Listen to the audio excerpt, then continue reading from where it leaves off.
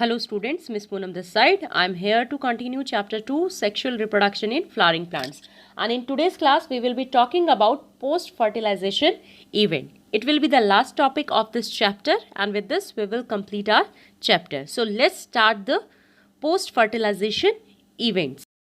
Post fertilization events means कि fertilization होने के बाद मेल और गैमीट फ्यूज होने के बाद चेंजेस क्या आते हैं, that is called the post fertilization event. अब इसमें देखिए क्या क्या होता है. सबसे पहले जब फर्टिलाइजेशन हो जाती है, मेल और फीमेल गैमीट फ्यूज हो जाता है, तो इट मेक्स द जाइगोट. अब जाइगोट जो है, तो जाइगोट को क्या चाहिए, उसको नरिशमेंट चाहिए, उसको फूड चाहिए. तो उस जाइगोट के पास फूड कहाँ से आ रहा है? फूड आ रहा है एंडोस्पर्म से. अब एंडोस्पर्म क्या है? It is the primary endosperm cell divides many times to form triploid endosperm tissue. आपने डबल फर्टिलाइजेशन में पढ़ा था कि जब दो मेल गैमीट आते हैं, एक फीमेल से फ्यूज होता है और दूसरा न्यूक्लियस से होने के बाद ट्रिप्लॉइड एंडोस्पर्म PEN बनाता है. तो यही एंडोस्पर्म क्या करता है? ये फूड प्रोवाइड करता है, नरिशमेंट प्रोवाइड करता है जाइगोट को. और एंडोस्पर्म्स जो हैं वो दो तरीके के होते हैं. एक फ्री न्यूक्लियर टाइप होता है और दूसरा सेलुलर टाइप से एम्ब्रियो डेवलपमेंट होती है. अब एंडोस्पर्म्स जो हैं वो टू टाइप्स के होते हैं. एक नॉन एल्ब्यूमिनस होता है, दूसरा एल्ब्यूमिनस होता है.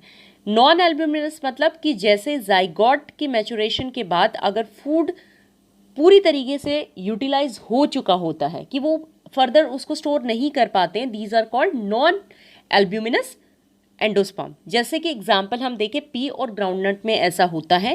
एल्ब्यूमिनस वो होते हैं जब एंडोस्पर्म जो है वो सीड के मैच्योर होने के बाद भी नरिशमेंट को स्टोर करके रखता है.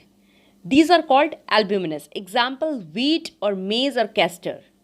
नेक्स्ट है हमारा एम्ब्रियो एंड एम्ब्रियोजेनेसिस. अब एम्ब्रियो कहाँ से डेवलप होता है? ये जाइगोट से डेवलप होता है. और जाइगोट कहाँ पे ग्रो करना स्टार्ट करता है? ये माइक्रोपाइलर एंड पे ग्रो करना स्टार्ट करता है. तो वहीं से जो जाइगोट है वो एम्ब्रियो में कन्वर्ट हो जाता है. अब एम्ब्रियोजेनेसिस क्या है? जो जाइगोट है, जाइगोट क्या करता है, वो एम्ब्रियो में जब डेवलप हो रहा होता है तो it gives rise the pro embryo and subsequently to globular heart shape and mature embryo. जो जाइगोट है वो ग्लोबुलर हार्ट शेप या मैच्योर एम्ब्रियो में कन्वर्ट हो जाता है, जिसको हम क्या कहते हैं? Embryogenesis. Embryo consists of, embryo के कौन कौन से पार्ट हैं? आप इन स्ट्रक्चर्स, जो स्ट्रक्चर्स दिए गए हैं उनको बहुत ही ध्यान से देखोगे और आप उसको प्रैक्टिस भी करोगे, ड्रॉ करके देखोगे.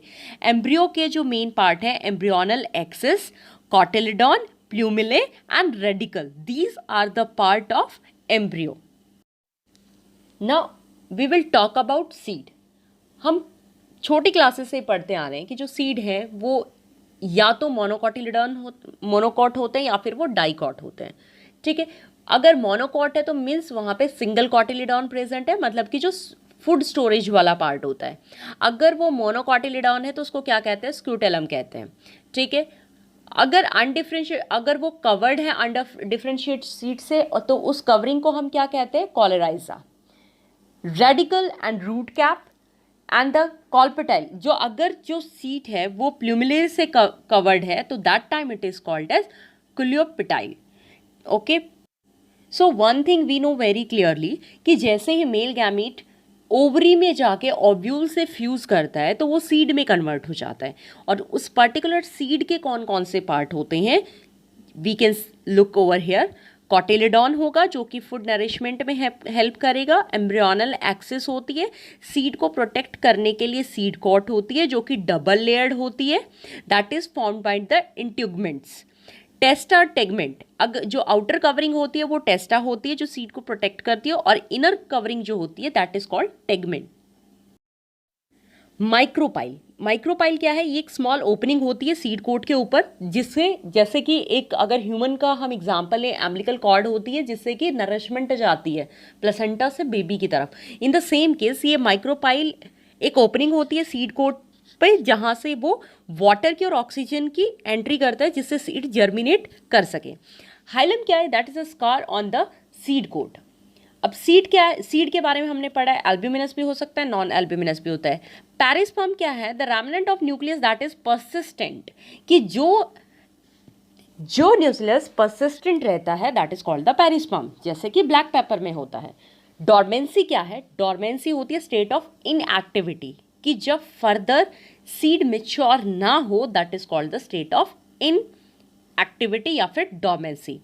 The wall of ovary develops into wall of fruit called the pericarp, जो ओवरी की वॉल है वो फ्रूट की वॉल में कन्वर्ट हो जाएगी, जिसको हम क्या कहते हैं, पेरिकार्प। इन ट्रू फ्रूट्स में सिर्फ और सिर्फ ओवरी का कॉन्ट्रीब्यूशन रहता है, ठीक है। लेकिन जो हमारे फॉल्स फ्रूट होते हैं उनमें थैलामस जो है वो भी कंट्रीब्यूट करता है फ्रूट की फॉर्मेशन में।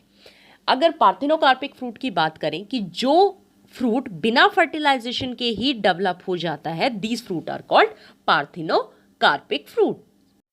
Here you can see the different structures of seed, monocotyledons and dicots.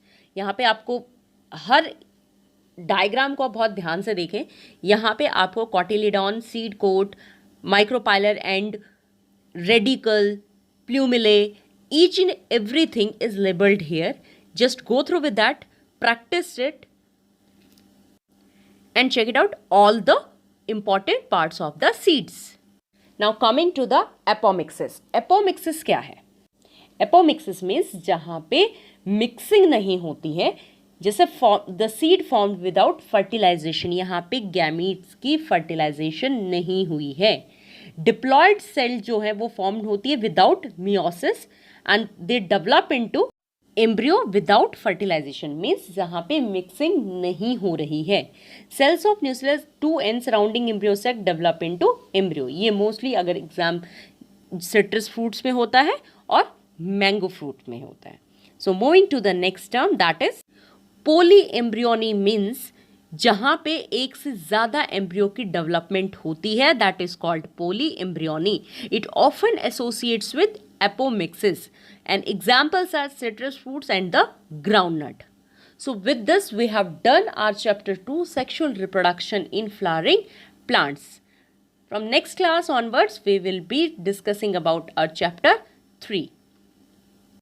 By the time learn the chapter thoroughly, write down the important points given in the slide, learn well.